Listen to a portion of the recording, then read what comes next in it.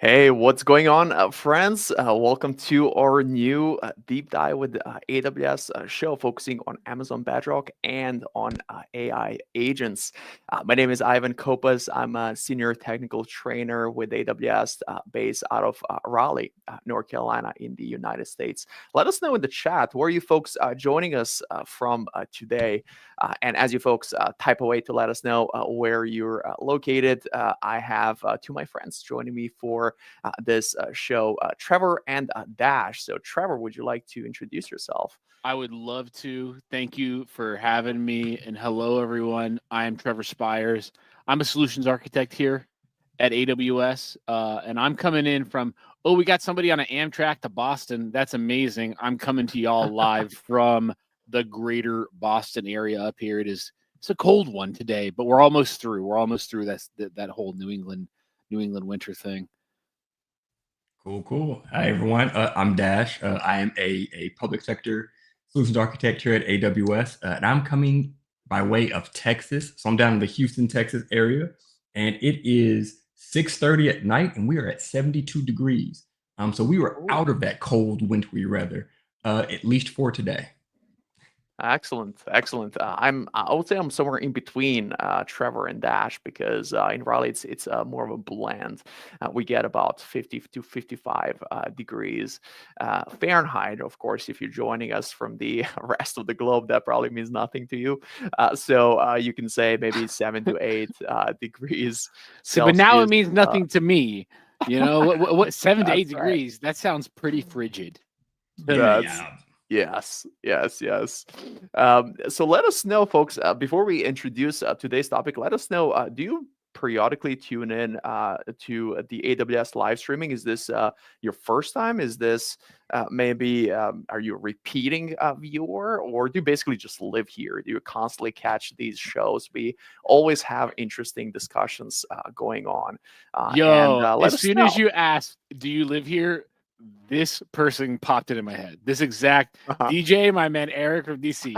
DJ lives here Yes, for sure. I see yes, DJ around these parts a lot. Welcome back, all the DJ. time. Happy to have you Welcome back, back. buddy. Welcome Right. back. That's right. All right. Just We really quickly, I just yeah. want to shout out Kiefer from West Texas Yes. because Kiefer and I are definitely representing Texas in the house. So thank you, Kiefer. West Very Texas. cool. I spent some time in Abilene, Texas. That's West Texas, I think. I think that's Yeah, West Mm, Texas. yeah, yes. it kind of it can count. Yeah, yeah. Yeah. All right. It looks like the poll tells us that we have quite a bit of folks that are just practically living here. I know there's a few folks who maybe haven't been tuning in as much, but we're really active when it comes to learning about the AWS services and the learning products. So Enrique has been a great a great person online. I've been chatting with regularly around what's going on AWS, what's going on with the generative AI. So welcome, Enrique, and the rest of you folks as well. All right, excellent. Thank you for letting us know that you practically live here. That's great to know. With this, let's briefly talk about what we're going to be covering today and as part of the sessions, for sessions in total that we have with this new show. So, as you've seen the title with the introduction of the show, this show is mostly going to be focusing on AI agents. And we've found a really nice way to break down the content that we'd like to walk you through. That's, of course, going to include plenty of demos as well. With the first topic today, focusing on the agentic future. So we keep hearing about how the agents are the future. We keep hearing about the 2025. This current year is going to be all about agents, all about them maturing and evolving from some of the proof of concepts to actually components that provide value to the variety of industries. So today we're going to talk about some of the use cases, and we'll talk about how Bedrock can fill that need in a very fluid, very easy way there. And that's going to lead us to, of course, some demos as well. Since we love to do demos, we love to see how things actually work. So we'll go through some examples of how maybe hospitality industry may be interested in implementing agents, or how financial services industry may go about that. So much more on that a little bit here later. But the remaining 3 episodes, and you got to make sure you tune in for those as well, are going to be focusing on what are the components of the intelligent agents. There's a variety of standard components that agents require in order to be able to operate and perform their functions. So that's going to be the focus of our discussion next week. And that is going to lead us into how do we tie all that around the Bedrock agents? How does Amazon Bedrock approach constructing and managing agents? A little bit of a hint there. It's in the same fashion as hosting the LLMs. The goal is to make it serverless, fully managed, very, very easy for anyone to get started with. And then, of course, the last episode is going to be focusing on the episode 4, implementing the knowledge bases or RAG. How do we implement the retrieval augmented generation, what it is? And that is honestly, folks, a great use case for regardless of whether we're implementing agents or not. There's a variety of chatbot experiences that greatly benefit from RAG. So at that point, as we start closing on the show on the week 4, we're going to talk about things that are going to be much more widely applicable than just agents. How's this sound to you, Dad? Interesting? Extremely interesting. I'm loving it so far. You know, all I can think is like from a learning perspective, it's like what a like all I can think is this is the right time to learn this topic, right? Because of what you started off with, like people, like I've heard this all year. It's the year of agents, which like usually when I hear things like that, I'm like, okay, great, whatever. It's some other hype cycle, but I'm seeing it like with my eyes, and I'm seeing, and people will learn. I think like building an agent is a technical thing. It's a level. It's a big step from a chatbot building an agent in terms of the components and what it takes to actually engineer one correctly. So, folks that are tuned in, like you're in the right spot. And to Trevor's point, let us know in the chat, what is your role? What do you do day to day? Are you a developer? Are you a DevOps engineer? Are you a cloud architect? Because all of those roles, as Trevor just mentioned, are pretty technical and could be effectively working with agents.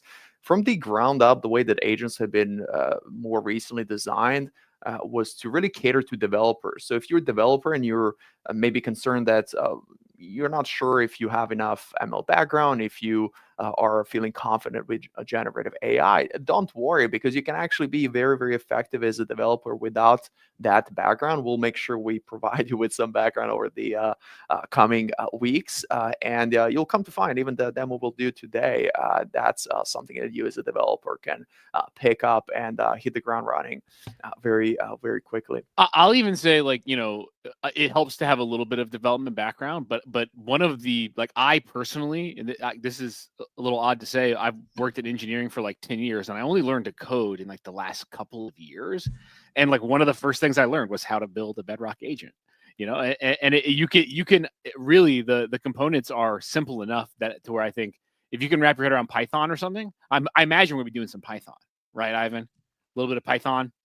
Absolutely. We'll take the Python approach from the perspective of what's powering the agents, but you can interact with AWS in a variety of different ways. So we'll see an example of to roll out the agent using TypeScript, but it's actually then powering the tools using Python. So that's a little bit of a teaser of what we'll take a look at later on. It looks like some folks are responding here around the background. So Forrest here in the chat saying same background as Trevor, and then Kiefer here is saying SaaS support engineer for big health tech. Built internal RPA process for operations. Very interesting. So yeah, I'm just happy I'm not seeing anyone in comments saying, you know, I designed T800s. Like that's, I was making sure that wasn't, you know, one of the tracks as we were going on for the people in this AI session.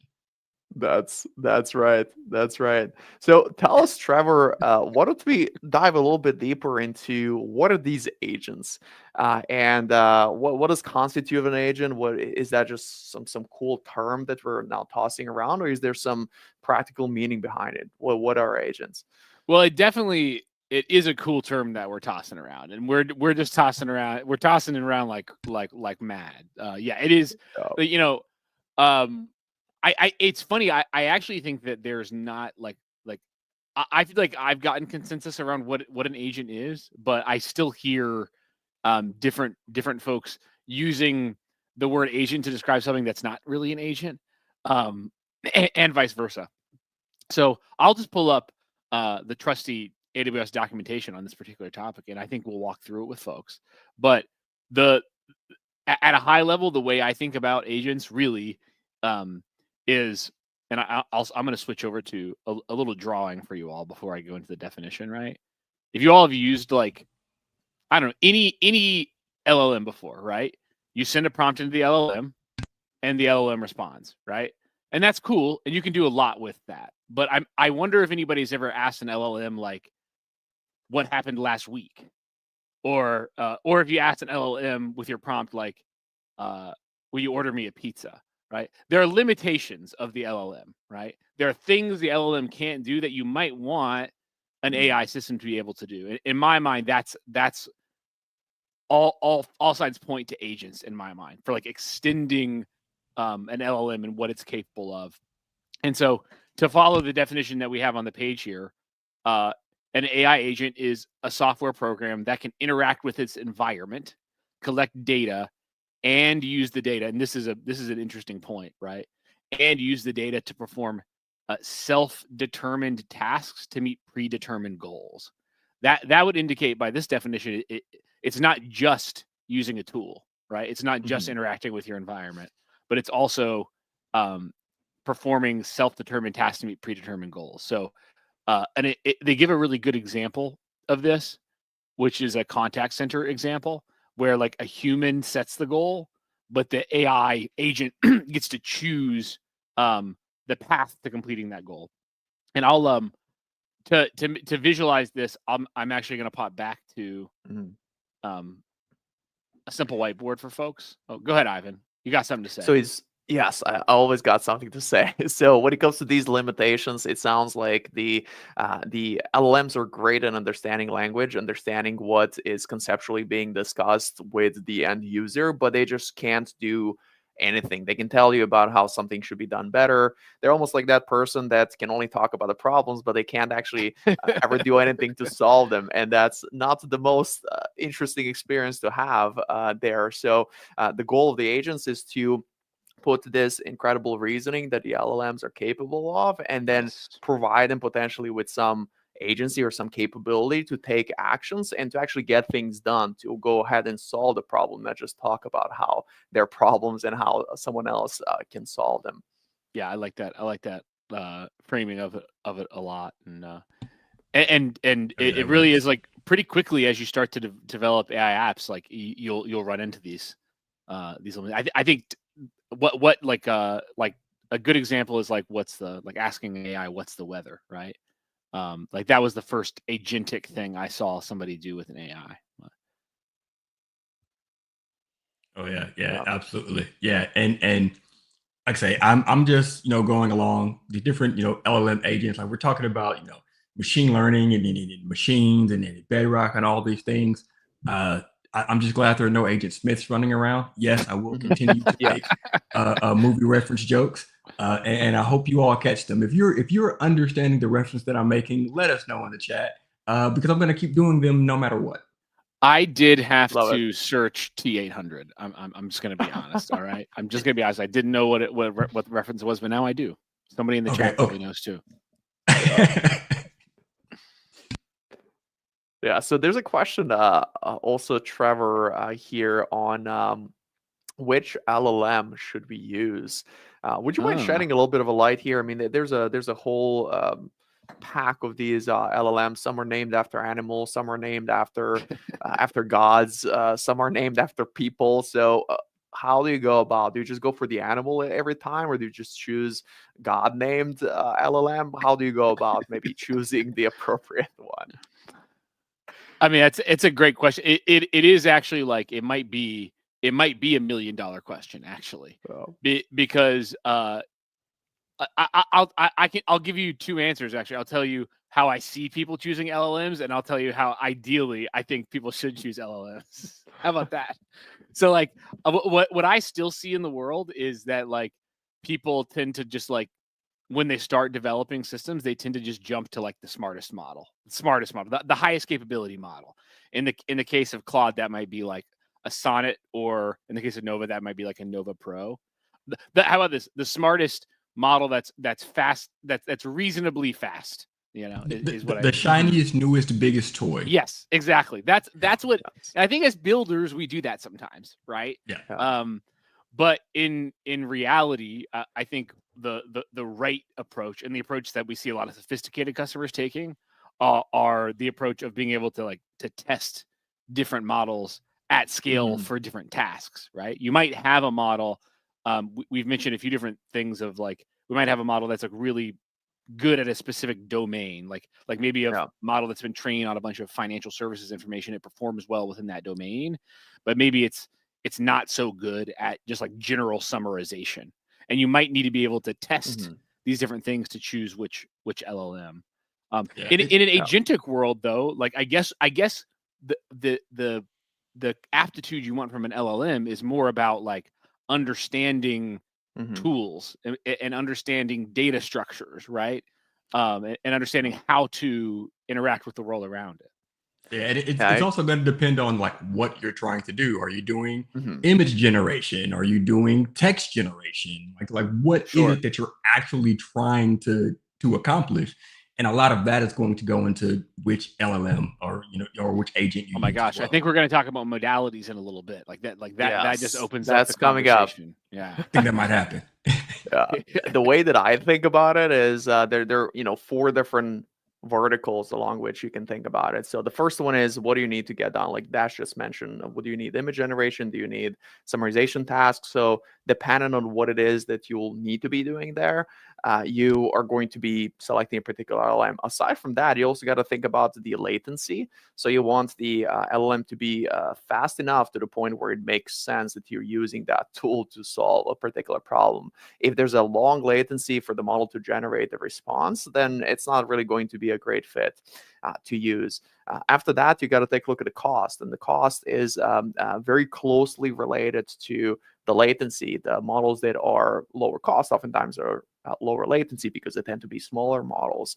And ultimately, cost is really important because you can have the best tool in the world. If it bankrupts you, it's not going to be much use of it. So the cost is really, really important. And the fourth dimension you can think about is the quality of responses, which is something that Trevor has touched upon. You got to test different LLMs with the use cases you have in hand, because that's going to guide you in terms of the collective responses and the quality of responses. When you do model evaluation, that's going to guide you in a particular direction to choose a particular LLM.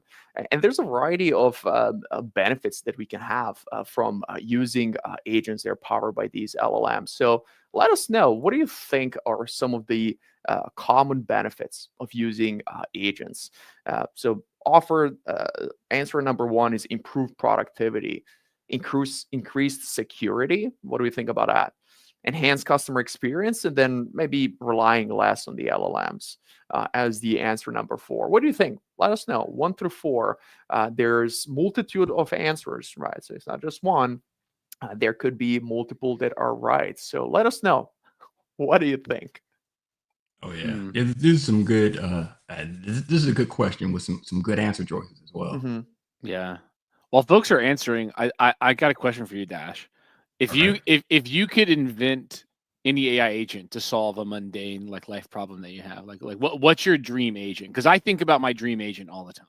My dream agent can book meetings. I can say, hey, go book a meeting with these people, and it goes and books this meeting. I wonder if you've had any thoughts like that. My dream agent would be the one that teaches me how to best respond to my children. So I just want to be able to put in a 7-year-old or a 4-year-old question, and it gives me the most, emotionally intelligent response possible. So my kids grow up to be good people. I like that. That's beautiful. That's amazing. I'm gonna stick to something similar to Trevor's, but I would like my agent to know which meetings to cancel that I don't need to go to, because we always get some meetings on the calendar that we don't necessarily need to be a part of. So a good agent would be trying to figure out which ones I need to be able to attend. And No, it's just a a really good agent might just go to the meeting for you and say, "Hey, exactly, I got this one. exactly, Don't worry." Oh yeah. exactly. That's Yes. right. And we already know that LLMs can easily summarize the meeting notes. In fact, there was solutions relying on Amazon Transcribe that generates a transcription of the meeting and then using an LLM to summarize that and outline action items. So there you go. Makes it much more streamlined to be in your day-to-day job. So it looks like most folks are voting for improved productivity and the reduced usage of LLMs. So let's see, what are the right answers here? So the right answers are going to be improved productivity and enhance customer experience. So you can use agents to substantially improve the customer experience. There was a little bit of discussion earlier we just had around the contact centers and how those folks working the contact center oftentimes need help with getting access to the right resources just at the right time, being able to assess with more accuracy what the customer is looking to use. With the agent, there's ability to integrate with many different APIs that allow us to bring in other relevant information, do fraud detection on the fly, but trying to see if there's a particular cell phone number that has been hijacked based on the telcos APIs they share and so on. So improve productivity and enhance customer experience. What do you think, Trevor, about the reducing usage of LLMs? When you use agents, are you using more of the LLM or are you just gonna relying on more heuristics rules that you just code yourself? Yeah, I mean, I guess certainly you tend to use more LLMs when you're leveraging agents. In fact, like a lot of agents that I've seen go from where you might have what you call like a synchronous application in a typical interaction with an Mhm. LLM, where like I'm prompting the LLM and the LLM sends me a response. When you prompt an agent, it sometimes prompts like an asynchronous flow where like that agent might call multiple different systems, some of which might be LLMs. And so because of that, I think Mhm. the usage of LLMs can definitely increase, which is why I'll Yeah. say I got to give a shameless plug here, which is why I think models like Nova are really interesting, because I think over time, like Yes. as applications get more and more complex, price performance becomes way more Mhm. important. And I can see Nova being really relevant in that space, not just from a capability perspective, but from a pure price performance perspective. Absolutely. No, absolutely. And to Trevor's point, also the when you have a request that goes out to the agent, that agent has access to a number of tools. And it needs to figure out what tools it even needs to use. It needs to figure out of the, let's say, 20 different tools, which tools are going to be which tool specifically is going to be the right next step. There's an orchestration piece that happens. So in order to arrive at that, it's going to utilize an LLM to try and figure out what should be the first step, and it's going to go ahead and call that tool. It's going to hear back the response. It's going to need to try and figure out what does that response even mean. So it's going to use LLM again for that. And then with that response and the initial problem, it's going to try and figure out, okay, what is the next potential step I need to take? So it's going to use LLM again for that. It's going to send the request to the next tool, receive a response, use an LLM to understand what the response is. So when you use agents, there's actually an exponential increase in use of the LLMs because you're consistently relying on the reasoning capabilities of the LLMs to understand what's the input, what's the output, what should be the next step. Are we done or have we solved the problem? And the LLMs are what powers all that. So that's speaking of the LLMs and agents. We wouldn't be talking about them if there wasn't a substantial impact to a variety of enterprises and industries that rely on these, increasingly so as we've got into 2025. There's a Yeah. mass adoption of LLMs and now agents. So we had the question earlier in the chat around some of the, give me maybe three use cases or three examples there. Yeah, thank you. A question from Canada. Give us some Oh real yeah. world use cases. What are actual real companies, real enterprises doing with agents? So yeah, absolutely. So I wanted to actually highlight like this question to bring into it because I want to use this question But I want to give another question. I want to make it more specific. So instead of just general 3 use cases, can anyone in the chat tell me what type of, let's say, enterprise use case you can think of? So when you think about an enterprise-wide reason to use machine learning, to be able to actually, put these things into motion, can you think of something industry specific that you would use? And while we're doing that, while we're putting stuff in the chat, I'm actually going to call on Trevor. I'm going to say, Trevor, have you seen any companies in the industry that you are an SA for that are using machine learning, or more specifically AI?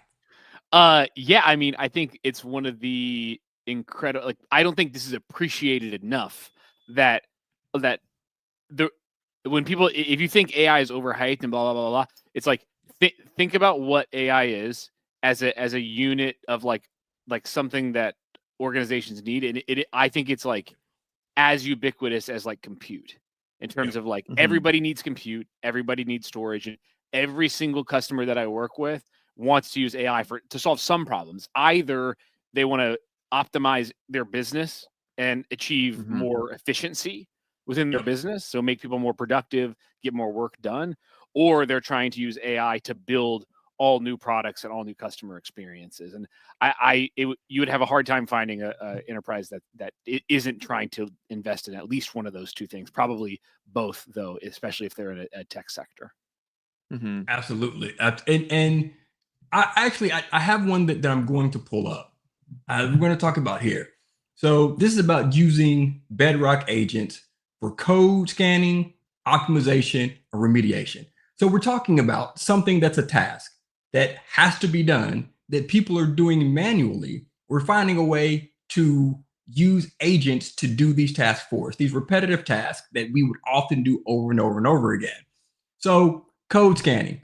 While we be doing code scanning, well, we want to look for things that shouldn't be there. Are people embedding credentials in code? Are there passwords in there that shouldn't be in there? Are they pointing to places that they shouldn't point to? We want to be able to actually go through and use an agent. We have a code that looks for a predetermined thing. So we're telling it what we want to look for. We're telling it what it needs to see. And we're also having it remediate it for us. If you find these things in that code, take it out for us. And the solution overview makes it seem like this is something easy that we can just do. Saying, configure the agent, configure a Lambda for the action group. It is simple, yes, if you do the work in advance. So there is some pre-work that needs to be done. Luckily, we're talking about agents that have models that have already been trained. We're talking about things that have already been written for you that you can implement into your system. But this is just one example of something that we can do. And when we talk about the things that we're going to do, give me 1 second to get to the right section here. So here, we have code that is somewhere. So maybe it's in a GitHub repository. And while that code is sitting in a GitHub repository, we want to see whether or not this code is ready to use for us. So we're going to have it scan in the main branch. When it scans in the main branch, we can tell it what extensions we want to scan. We can even tell it what things we want to exclude. And it goes through and it scans those things. Then it's going to forward it to our Lambda function. It's going to check for those vulnerabilities. And if those vulnerabilities are there, it can fix it for us. Once it's good to go, once it meets our predetermined standards of what we want to use, we can have it deploy something that would typically be a human in the loop, checking for all these things that maybe misses a few things. Instead, we use this agent, we train this agent, we fine tune this, we make sure that it works the way we want it to work, and we put it in production for us. So this is something that's enterprise specific. This is something that anyone can implement. Can we think of something that may be industry specific, where a certain industry can use one of these agents to improve the work-life balance or improve the way that they do business? I'm going to say, Ivan, if you could pick just a vertical, some vertical that could benefit from something that an agent can do. Yeah, absolutely. So we had a really good suggestion here from the DJ, my man Eric, and when it comes to onboarding new employees and streamlining that, the employees oftentimes need a lot of help getting figure out where to go and finding the right resources, completing the necessary steps. So to DJ, my man is Eric's a point here. The That can be substantially streamlined to the point where someone who gets onboarded, who maybe would otherwise feel like they're not getting enough support, feels ready to tackle any task within the first week as a result of there being an agent to help assist them there. So I really like the DJ's suggestion here. Yeah, and by the way, like he gave us the blessing to just go ahead and call him E or Eric. So Excellent. we've in this short amount of time we've become close, to the point to we're able Absolutely. we're on a nickname basis now. He's E now. I like it. E. Yes. For sure. But yeah, like when I'm thinking of, like industry specific use cases. So earlier we talked about call centers. Call centers are a great way. You have people who are calling into call centers who are being on the line for long extended points of time because maybe the text generation isn't getting them the answer that they want. So, how many of us, if you're in the chat, how many of us have been on the phone and you keep saying representative, because we're not getting that first line solution that we're looking for. AI is a great use of, putting in a conversation based logic with a machine that can get people the right answers based on experience, based on use, based on training. Mm-hmm. Something else, we can think of. So here, we have integrating Amazon Bedrocks for the APIs that we're using. So we can build custom interfaces with Bedrock agents to actually provide solutions in industries. Maybe we have an automotive parts company and we want someone to be able to type in, I'm looking for this part, and it search our knowledge base to find that part and give them that answer, or give them something that is comparable if we don't have that exact part. When we're talking about healthcare, being able to type in symptoms to an application and it go in and find our documentation on those symptoms and combine the multiple different things that they're typing in to give them a response around what may happen. This is not WebMD, by the way, so I'm not saying diagnose yourself with WebMD. What I'm saying is we can have trained professionals like doctors type these things in to get some recommendation on what might be going on. So these are just a few different options of the things that we're able to do. And different financial markets. Maybe this is loans. We want to type in criteria to tell different people what types of loans they may be approved for based on the circumstances they put in. So the industry uses are endless. The different things that we're able to do to have these AI agents work for us. Mm-hmm. And we have Trevor here working with financial services customers. So, what have you seen, Trevor, in terms of the things that you can openly talk about in these types of use cases? Thankfully, one cool thing about AI is like when companies build something, they're really excited to tell the world about it. So, like a lot of things that we build with our financial services customers are public.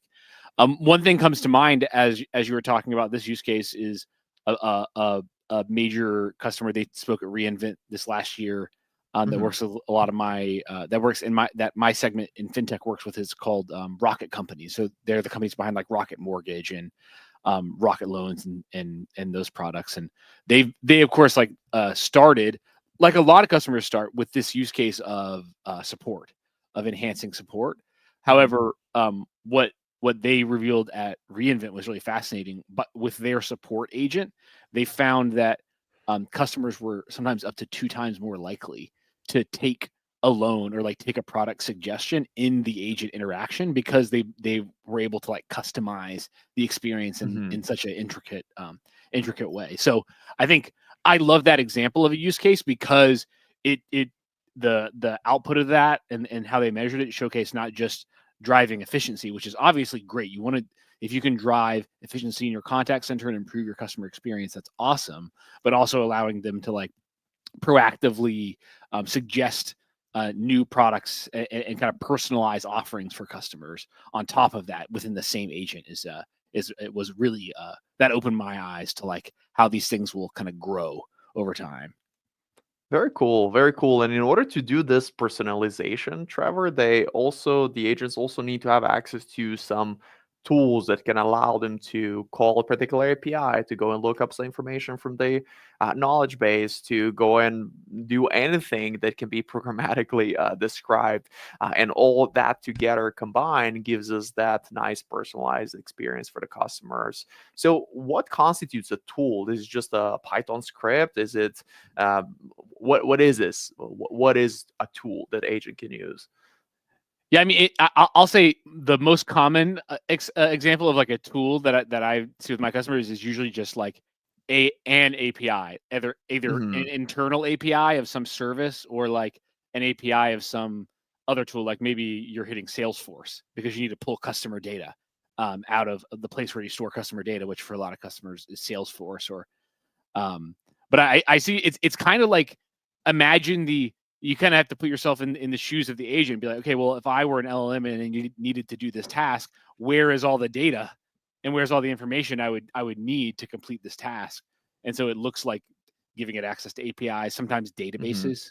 I've seen it use kind of tools that query databases, and then of course, I don't know if do you consider a vector database a tool in the context of an agent, or do you consider it kind of its own thing? Because I see RAG as one of those tools that we build into an agent as well. Yeah. Knowledge base is technically considered a tool. But what you mentioned earlier with being able to call an API, well, I can place anything behind that API. So APIs just happen to be a very convenient integration mechanism for the rest of the architecture. And then you can put in database, you can put in Python scripts, you can put whatever you want behind containers running behind those APIs. So that makes it really, really easy to integrate any type of a functionality for the agent to have access to.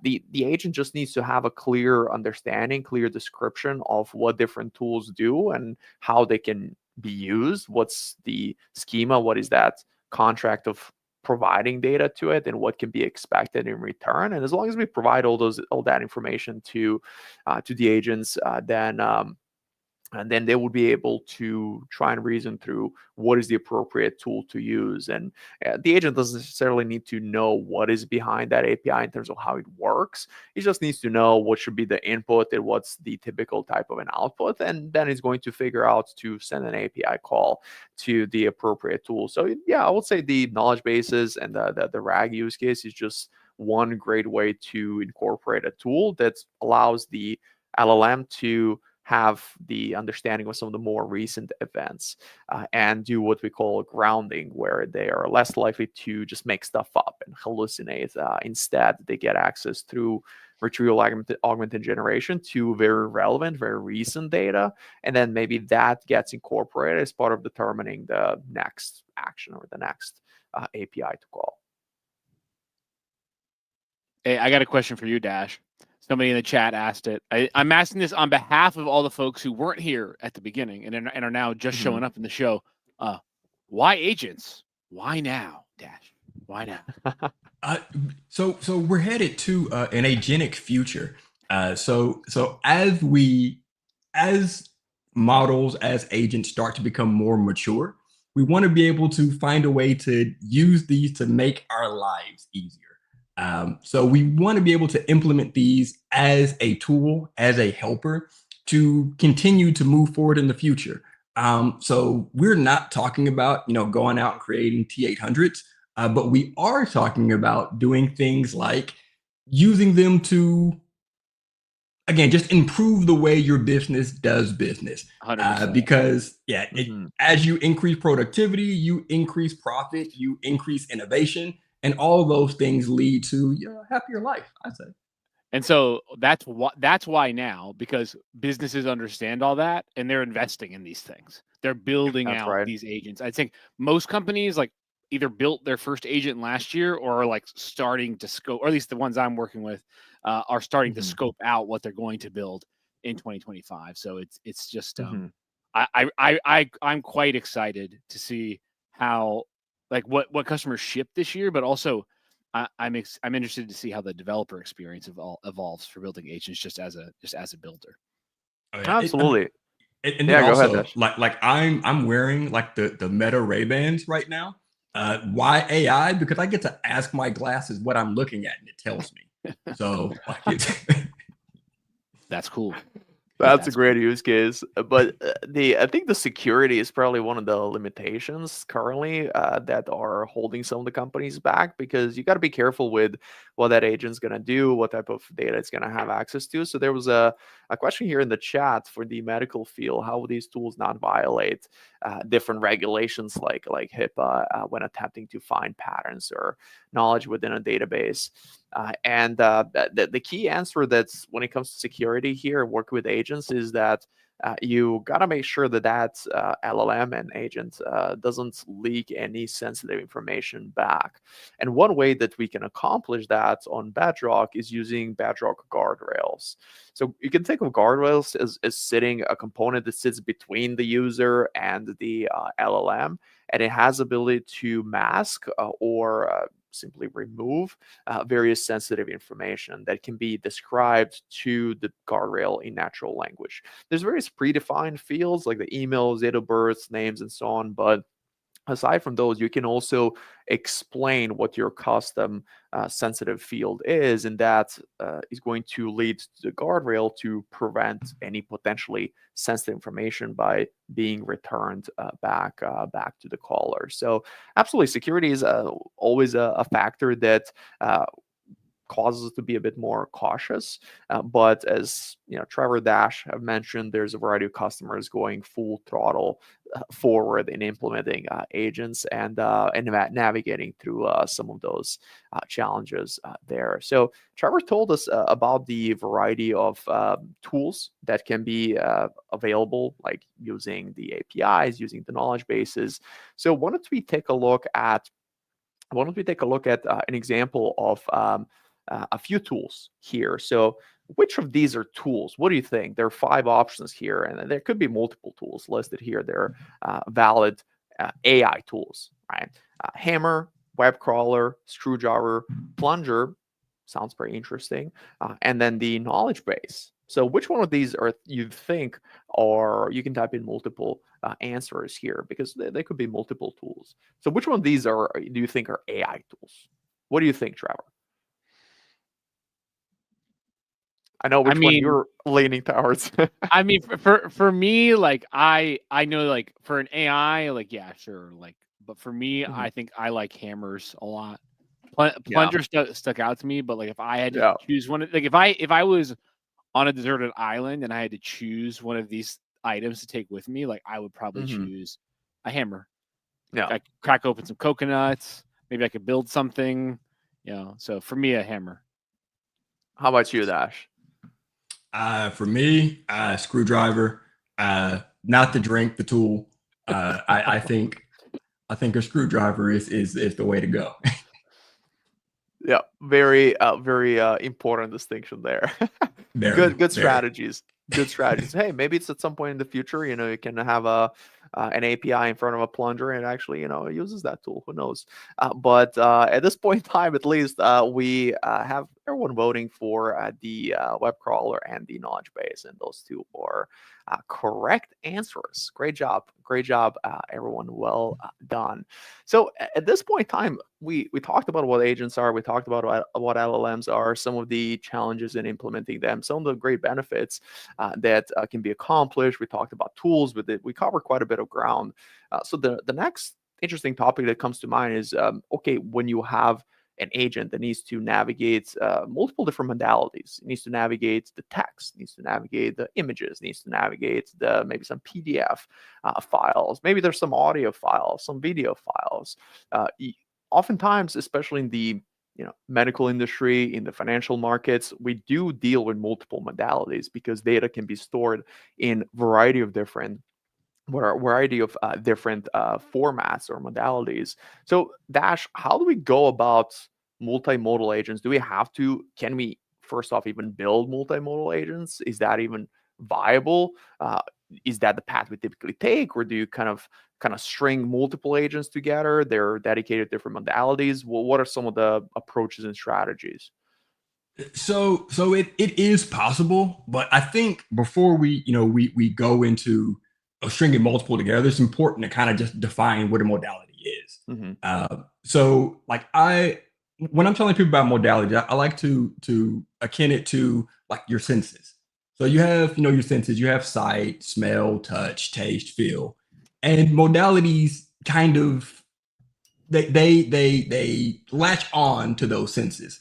So when you think of text, text is sight. When you think of like audio recordings, that's hearing. You think of video, that's sight.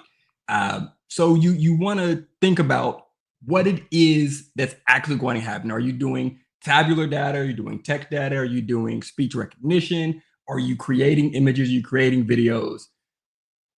And once you understand what you're doing, what type of modality you're using, depending on what you're trying to do, you may need a combination of those things.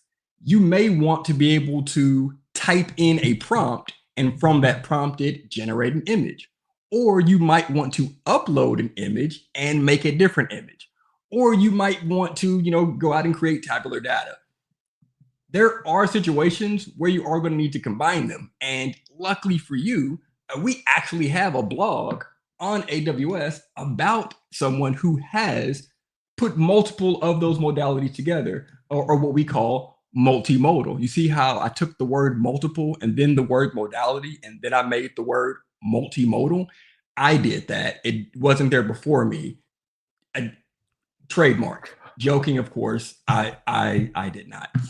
But here, we have a lot of different services that we're talking about here. The name of the services here right now aren't important, but we're using Bedrock and Comprehend and DynamoDB and Kendra and all these different things because we're taking multiple different things, multiple different services that do different things, and then combining them to solve a common need. If you've ever heard of the word dictionary dash, if you've ever heard of the word microservice, where we take multiple different things that are separate and we bring them together for a greater cause. Can they work independently? Absolutely. Can they be standalone things? 1000%. They can also work together to solve a bigger common goal. So here, we're giving different examples, different definitions of different things that you can do. So we're using an LPL server, an NLP service that can analyze text. We're doing intelligent document processing. We're doing automatic speech recognition. We're talking about finding information from different sources. These are all different modes.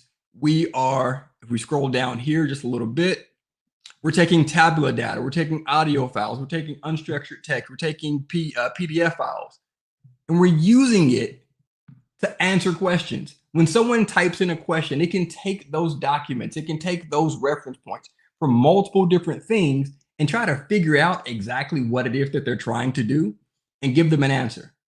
These are the things that AI can do. So, can we combine multiple things and string them together? Yes. There's another question in there. Do people do this or should we do it? It's going to be up to the project that you're doing, but I say more chefs in the kitchen, the better. A lot of people don't like to have a lot of chefs in the kitchen. I have a sophisticated palate, so I like to try a lot of different things. I think when you combine a lot of different good things together, you can create a great thing. So why not have multiple hands in the kitchen, helping you put this thing together so that you can serve a wider audience? Because at the end of the day, that's what we're trying to do. We're trying to get as much information to as many people as possible, and we need to be able to pull from multiple different things in order to make that happen. Yeah, and I would just say on top of that, it really depends to what extent, how wide you're planning to go. to incorporate different modalities. If you're just dealing with maybe a handful of modalities, sure, maybe you have one agent, but actually having multiple agents and having some sort of a hierarchy where you have a supervisor agent that then delegates the task to more specialized agents oftentimes leads to greater scale, because in the future, as you get new use cases, you can roll out new set of more specialized agents, and you can swap some of the agents behind the scenes as opposed to being stuck with just one. But hey, if you just have a small number of use cases and one agent will be easier to build and manage and deploy, then that may be the appropriate path to take. Absolutely. Absolutely. And we're talking about like different modalities and the different things you can do. This particular example is from a financial markets and what they can do to help better serve their customers. But I think it's time we also start talking about like hands-on things, because there are different learners. There are auditory learners, there are visual learners, and then there are tactile learners too. And I like to, give a little bit to those tactile learners. So I'm going to introduce something, and I'm sorry if I'm jumping ahead in this. I know we do want them to listen to us. I do want you to come back, continue to get this visual and this auditory learning every week for the next 4 weeks. But in between time, when it's not Monday, SimuLearn. SimuLearn allows you to learn in a fun way. So it's this game-based learning system that gives you this feedback with 200 plus trainings available.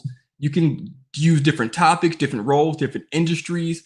It teaches you multiple different things, but it's going to give you that hands-on experience and that game-based learning to make learning fun. You're not just sitting down doing a lab, reading instructions. Mm-hmm. It's a competition to build these things, and you see this interaction with the SimuLearn platform itself. So again, we're talking about 200 plus learnings. Take that in, internalize that, think about that, store it away in your brain. It may or may not be relevant here in about the next 30 seconds. But SimuLearn is an amazing platform. And I think someone actually might give us a demo in SimuLearn. So that's one thing to look for. But while we're getting that prepped, while we're getting that ready, I think there's a poll that's going to be coming up. And Trevor, you can't answer this one. Normally I would throw to you, Ivan. I don't want you to answer this one either. I want the people to answer. If you had to guess, how many AWS SimuLearn projects do you think are available to you? I just want you to take a while. Is it about 100, 100 to 150, 150 to 200, or over 200? What if you had to guess completely on your own with no prompting and no cheating being done? How many SimuLearn projects do you think there are? And each SimuLearn project is a full end-to-end solution that you get to implement. So this is not, implement one little function, that's one project, implement another little function, that's another. You can actually go quite extensive with the solutions that you build, and that's considered the one exercise or one SimuLearn. So we'll see an example of what that may look like here in just a few moments. All right, looks like people have spoken. So yeah, and while they're speaking, I also want to give a shout out to Trev because you put it in the chat. I will say it out loud about tree fitting. So that is for you, Trev. That is for you. Thank you. That lets you know we're live. Yes, that's right. All right, so it looks like the vast majority is voted for the over 200. That's correct, folks. There's a ton of these exercises across different domains. Of course, the three of us here are most interested in generative AI and machine learning, but there's a variety of exercises across different domains as well, across security, development, DevOps, and architecture, and so on. So let's maybe take a look at what an example of a Simulant project could be very relevant to what we're talking about here today, what that here may look like. So a really good option to consider is the Simulant exercise, focusing on the financial insights with multimodal agents. And I'm sure our friend Trevor here is going to be delighted to see it, given his extensive experience with the financial services. And maybe some of these use cases scenarios will resonate as we just review them here. So in this Simulant exercise, one of the city's financial companies possesses a vast amount of complex, unstructured, multimodal data from various sources. Does that sound like a pretty typical company, pretty typical customer, Trevor, that you've come across in financial services? Oh yeah, especially in financial services, they save everything. If it's data, the government makes them keep it. They say if it's data, you got to keep it for like 10 years, and so they're just sitting on piles of data. Some of it they want to have, some of it they have to have. Yeah. Yep. Yeah. Yeah, and that data could be in the form of texts, images, videos, audios, and oftentimes in the more traditional data analytics, this tends to create silos where this data ends up being locked, or the insights that could be derived from that data ends up being locked within that particular modality, making it difficult to bridge that gap between different modalities. So this particular exercise in Simulant walks you through how you may go about implementing a multimodal agent that has ability to derive insights from a variety of different modalities. So why don't we take a peek here, and you folks can then finish it on your own. Now, when it comes to the multimodal agents, you're going to be needing some sort of an orchestrator tool that allows you to build different orchestrator tool that allows you to direct the requests to different tools. Maybe a tool that allows you to understand images, tool that allows you to understand the videos, and so on and so forth. So anytime you're progressing through any of these Simulant exercises, whenever this open dialogue mode is available, I encourage you to check it out, because that allows you to interact with a large language model behind the scenes who's pretending to be a customer. And you're going to need to derive some of the requirements of what needs to be done from that customer, which is a large language model. And then as you provide some of the suggestions and maybe AWS services that should be used, if you guess correctly, there's going to be on the right-hand side the architecture diagram that gets populated with that service. And then another large language model comes in and asks you some in-depth question, who's LLM who's pretending to be a technical lead for that customer, ask you about a very specific question about maybe a particular API of that service that you suggested. So if you take a look at what this may look like, now I've already completed this, but if you take a look at here, you get to see some of the discussion from your customer, in this case, saying, "Hi there, welcome. I heard you are an AWS specialist. Could you please help me determine if the best service from a company needs?" And oftentimes you want to dive deep, you want to understand what the customer's requirements are. Here, I just wanted to very quickly get a quick win here. So I said, let's use S3 here. And that did turn out to be the right part of the solution, after which the technical lead comes in and asks me some additional questions. So as I progress through this exercise, this architecture diagram, which may seem a little intimidating, there's quite a lot going on here, it starts to get populated.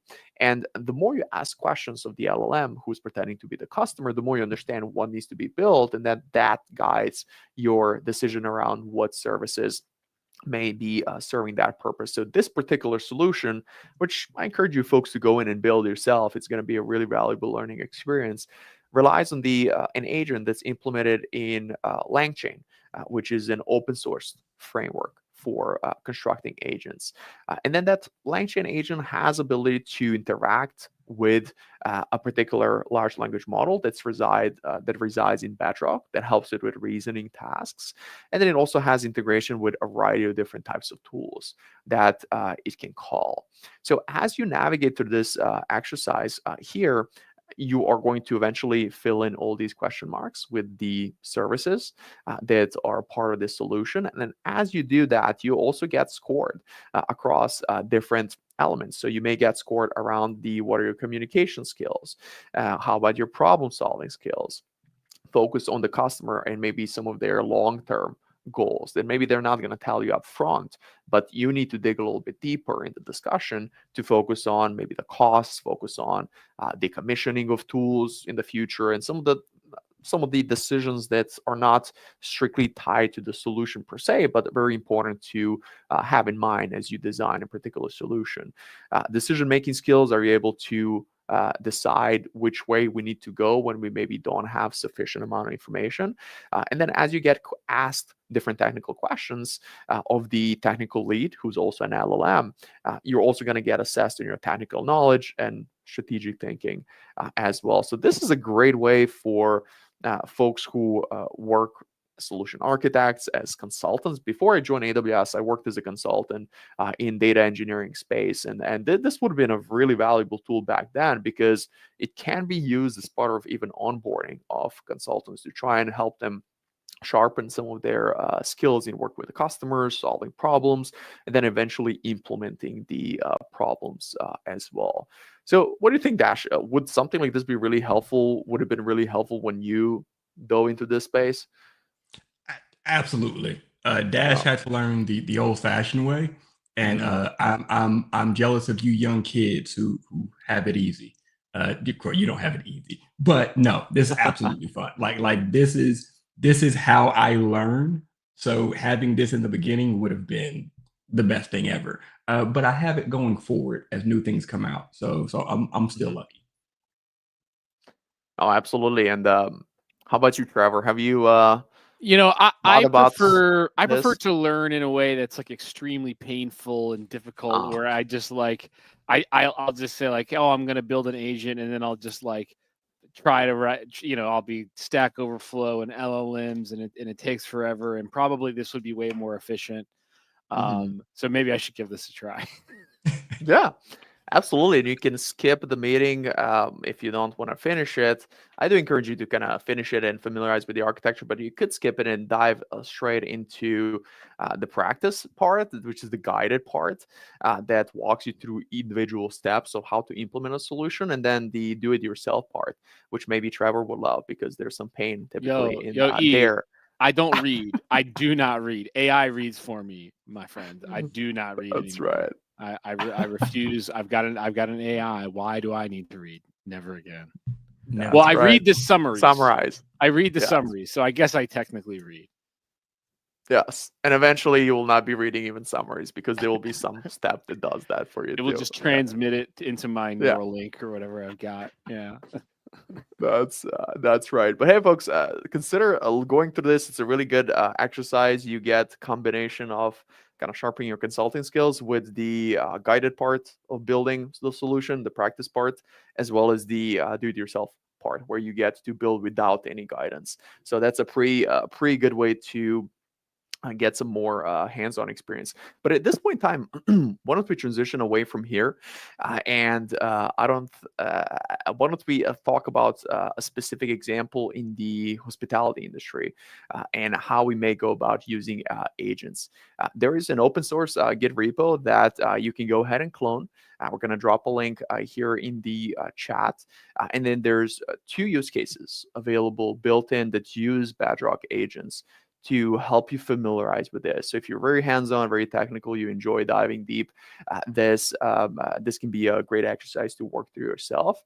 And if not, you can just watch me do it, and that's another way to absorb things there as well. So there's a use case from the healthcare and life sciences, and then travel hospitality there as well. So I've selected travel hospitality because I enjoy traveling, and this particular use case allows you to interact with an agent to learn a little bit more about the flight options, to learn about the prices and different airlines that offer different flights, as well as to talk about what hotel options are available. Really, really valuable in accelerating the process to have folks find their ideal vacations there. So there's going to be a few things that we need to set up first before we proceed, because this one example is utilizing Google search and Google APIs to derive some of these insights when we ask the agent for them. So I've went and set up the SERP API account. You can do so as well. It's free. You get up to 100 searches per month for free. Beyond that, you do need to support them with some payment. But it's a really, really effective way to incorporate different tools into your agents there. So the first step is going to be for us to go in and create an account. You can see I've utilized one search so far for this month. And this happened earlier today when I was just making sure that what I want to show you is actually going to be effective in driving those points. So once we have the SERP API account set up and our unique key, then we can actually go into our development environment. And for me, that is in Visual Studio Code. So with Visual Studio Code, we're going to be viewing some of the artifacts with the CDK, Cloud Development Kit. So Dash, what is a CDK? How would you describe it? So cloud development. So what I would first do is compare it to something that you may already know. So if you've ever used like a VS Code or a Notepad++, like something that you write your code in, locally. Let's say you want to do that, but you also want to combine these things with your AWS cloud resources. So you're able to take that development kit and use that development kit, SDK, just a software development kit, with the cloud. So you're able to have that cloud SDK, that cloud, I guess DK, technically, the cloud development kit, which you're able to integrate the code that you're working locally in the language that you already know, and combine it with your AWS environment.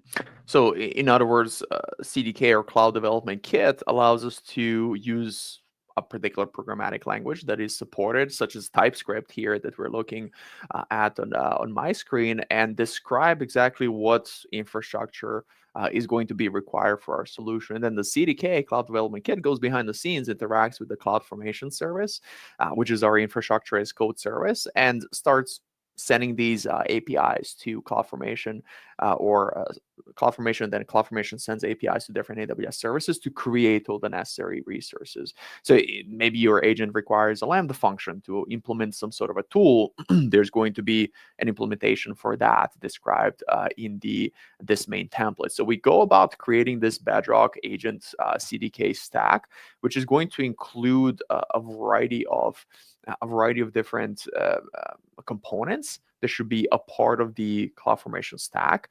And then you can also import various constants here from this hidden file. .constants, and this allows you to, without having to change your code and your logic, to be able to modify perhaps what is the name of the agent. So mine happens to be called travel agent, could have been called something else. I can easily make a change here and then gets reflected. Now, specifically for the API key, I'm not going to be putting this in my constants file here, because that's a very sensitive information. I don't want to be hard coding that. Instead, during the deployment, I want to dynamically just inject that.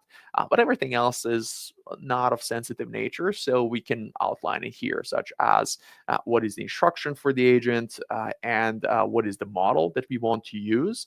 So the model here that I'm going to be using is Claude 3.5 Haiku. And in fact, I did change it before deployment to Claude 3 Haiku, because 3.5 Haiku does not offer the on-demand capacity. It requires the provision throughput there. So you can easily change which LLM is powering your agent, and CDK then allows you to very easily reflect that in your AWS environment. You make a tiny little change here in the configurations you have, type in CDK deploy, and Cloud Development Kit takes care of the reflecting those changes. It's a really, really valuable tool from the DevOps and infrastructure as code perspective there.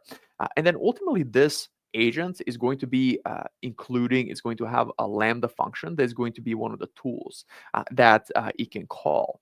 Now, we can see that under the assets folder, there's going to be a Lambda folder and the agent pie that includes all the API implementations, the logic that can be performed. So we see that there is, whenever the agent sends an API call for get underscore flights, it's going to expect particular inputs like what's the departure and arrival, outbound date, return date. And if you don't supply that when you initially interact with the agent is going to come back and it's going to ask you, hey, you didn't mention where you're looking to fly to. Would you mind supplying that? That's really beneficial part of agents, that they will follow up when they do not have the necessary information, and they're going to gather that, and then proceed with calling particular tools. So we have get underscore flights method implemented, and then we also have get underscore hotels method. So this agent is going to allow us to work with searching for flights and searching for hotels. This description here is going to be referenced by the agent to try and figure out, okay, which of these APIs is going to help me solve the problem that I'm looking to solve. And then in order to enable the agent to know what is that schema for the API that should be sent, there's also going to be under API schema, there's going to be a schema JSON file here that clearly calls out what is the structure of these APIs? What is the structure of the get flights API? What is the structure of the get underscore hotels API? So that is going to describe to the agent when it sends a request, API request to one of these APIs, what does that request need to include? How does it need to be structured?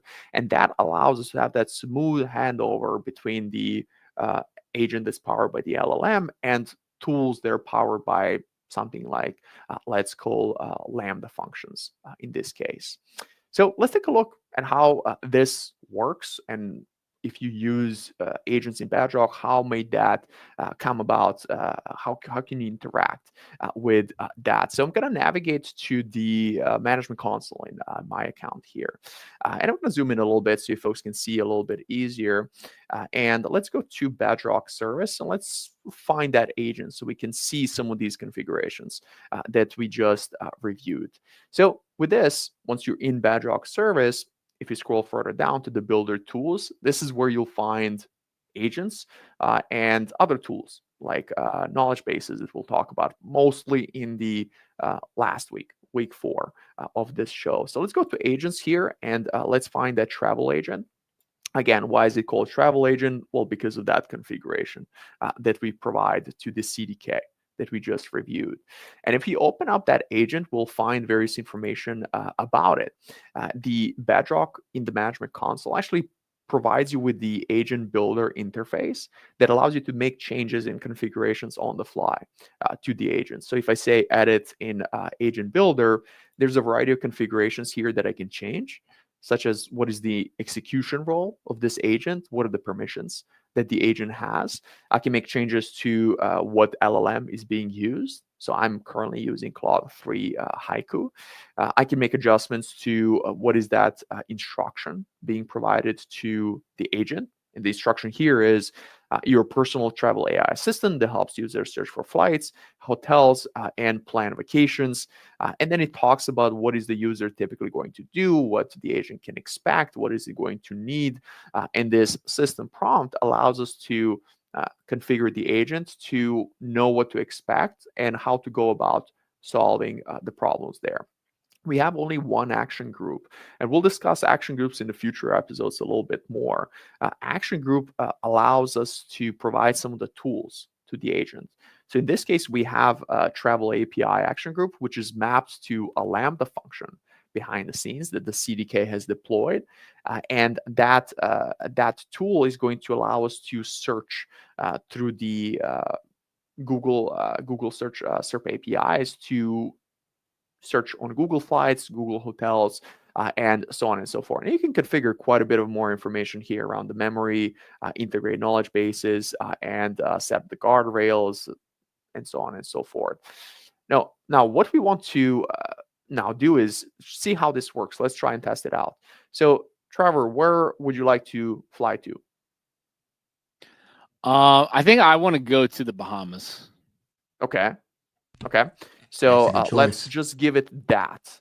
Good choice. So find a flight to Bahamas. So this is not a very entirely complete request, right? Because is Trevor going today? Is he going now? Going to leave our show a little early and head to the airport to go to the Bahamas? Is he going to Not go allowed. in a month? Is he going to bring us? All these are all really important questions. So I'm expecting now the agent to go and follow up here. So I'm going to say find a flight to Bahamas, and I'm going to run this. Is going to I'm just going to zoom in a little bit so we can see easier what is going on.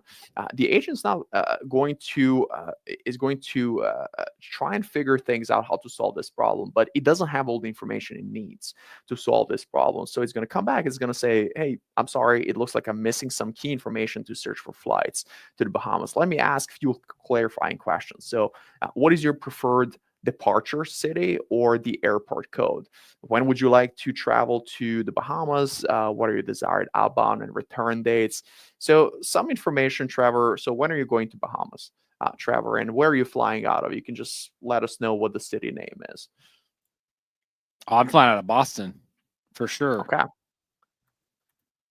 Okay. So let's do flying out of Boston and leaving on March, let's say March 10th. I don't think we have a show then, so we'll let Trevor leave on the March 10th. We definitely have a show then. That's next Monday. He has to be here. I'm That's out. right. I'm sorry. I'm going to He the can Bahamas, dial in. guys. He can dial in from the Bahamas. So we can say flying out of Boston and leaving on March 10th, 2025. So with this, we're providing more information to the agent. Now the agent's, again, trying to figure out how to get Trevor to Bahamas. What are the available flights? And it's going to come back and it's going to say, based on the flight search results, here are the top 3 options for a trip from Boston to the Bahamas on March 10th. So Trevor, you can fly with Etihad Airways with a layover in Abu Dhabi for $1,000 route trip, and there's quite a bit of a wait time there involved. Turkish Airlines flight, and there's going to be the British Airways flight as well. These are the costs and the layovers. So the Boston may not have the best connection to Bahamas, at least for the March fent here. And of course, we can provide some additional information to the agent around what to optimize for. Is it lowest cost? Is it the lowest layover? And he's going to try and figure that out.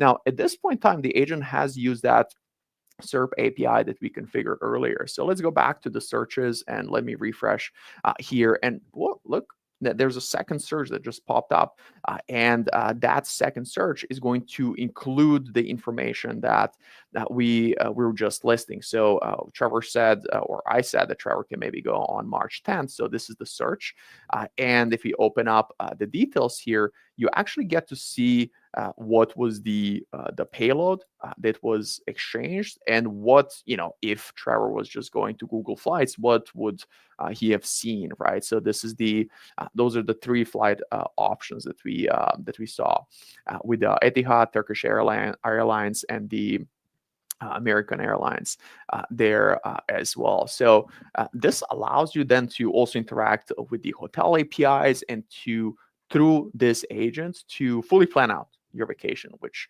this is imaginary. We're not going to let Trevor go to Bahamas when we have the show. So maybe on a different day. That's Unless he decides to bring us. I would let you go to the Bahamas. Okay. Maybe we should said- just go together and right. find a happy ground, medium ground there. All right. Next next week show we're from the coming at Bahamas? you live from the Bahamas. That's right. And Dash can just run the whole show, and Trevor and I are going to go to Bahamas. Sounds Wait, good. we're leaving Dash behind? No, we can do the show together from the Bahamas. They got internet in the Yes. Bahamas. Now we're Yeah, talking. that's- Let's do it. Yes. Decided.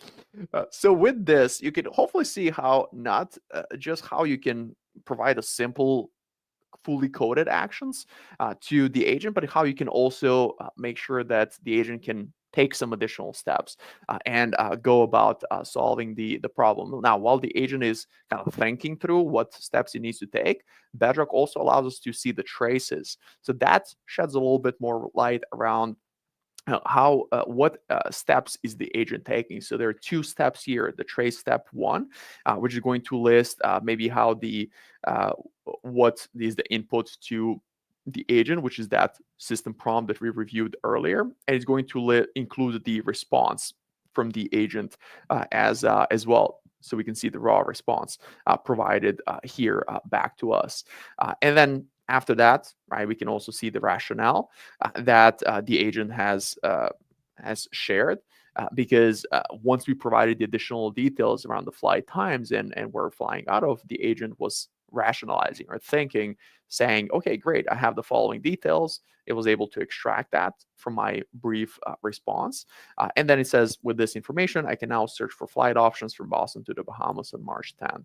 And then it goes about invoking one of the APIs to try and figure out how this works. So this example has been open source. You folks can replicate this yourselves, and I encourage you to modify it, to tweak it, and see what kind of solutions you can build using maybe this as a quick template to get you quickly get started.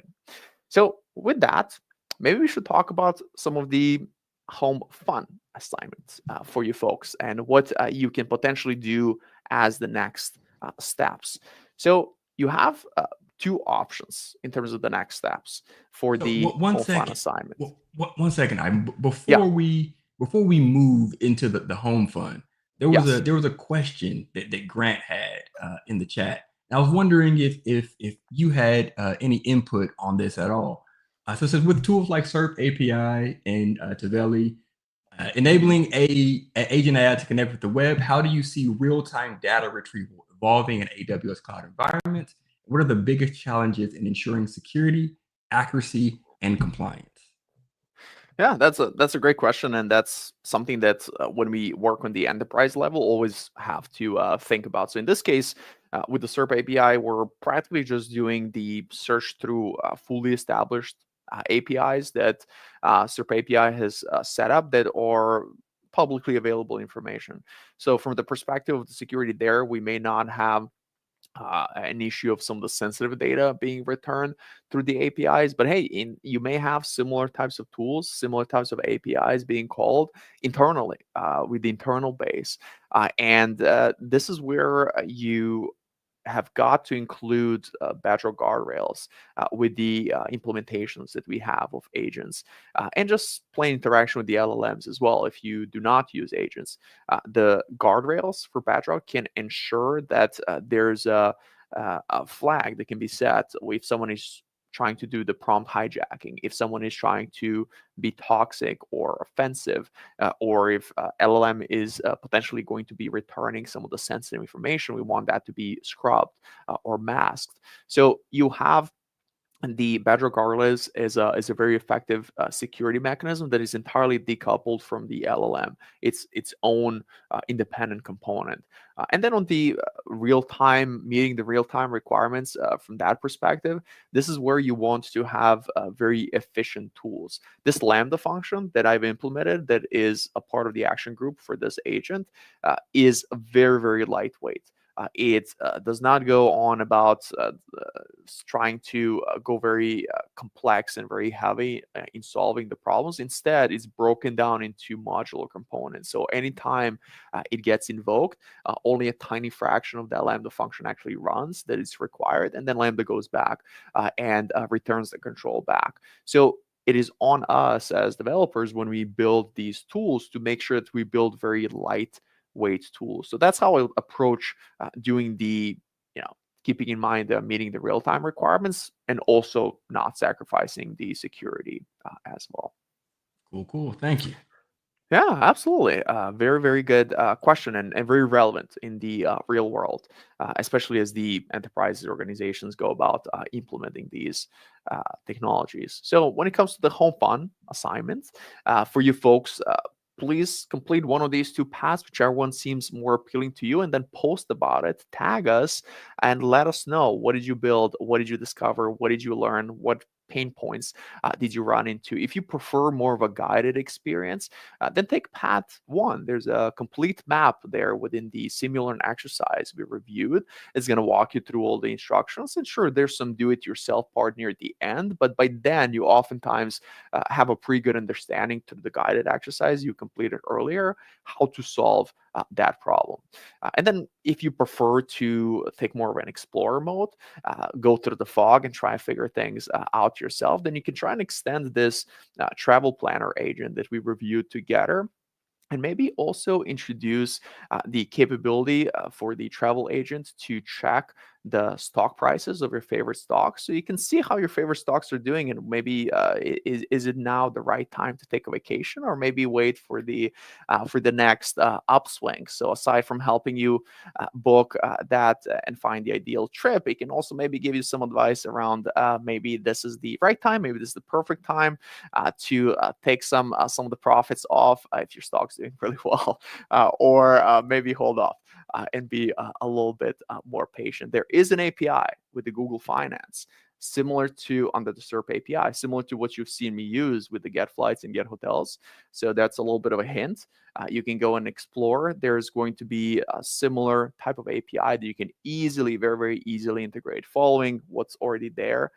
And following the same steps to incorporate the Google Finance API as well. So which one seems more interesting to you, Trevor? What do you think between these two?